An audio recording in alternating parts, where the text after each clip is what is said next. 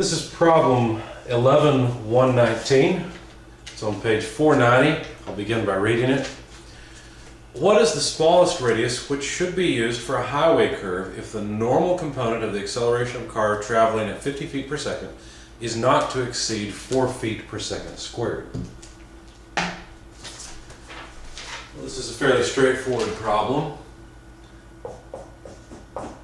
The normal acceleration is related to the tangential velocity through this equation. Now, let's sketch the system so we can understand what this means. If this is the car going around the corner, and the corner or the curve has some radius of curvature rho, it's interesting that the tangential velocity, which is in this direction, is related to the normal acceleration, which is towards the center of curvature, despite my drawing here.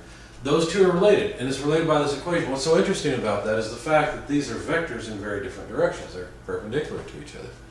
But in your book, this is derived and shown by considering two positions of a particle moving around a corner.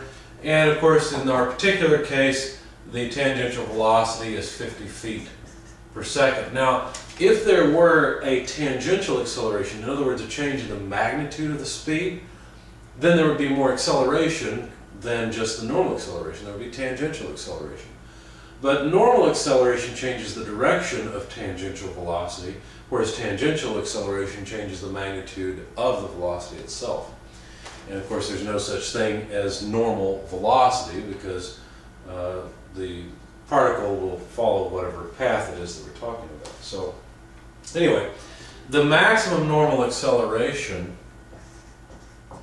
is 4 feet per second squared. And you can see that if the tangential velocity increases, then the normal acceleration will increase. Of course, if the radius of curvature decreases, then that will make the normal acceleration increase. So there's a minimum value of this radius of curvature that we can accept while maintaining 4 feet per second squared as the normal acceleration. Anyway, so the minimum radius of curvature, rho, if we solve for this, would be the tangential velocity squared divided by the normal acceleration. That's just 50 feet per second quantity squared divided by 4 feet per second squared.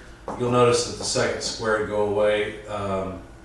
The feet squared cancel with one of the feet, so there's just feet left, which makes sense. Anyway, this comes out to 625 feet, and that's the minimum radius of curvature. If the radius of curvature is any less than that, then either the tangential velocity has to also decrease, or the normal acceleration has to be above 4 feet per second squared. So there's our minimum radius of curvature for that particular curve.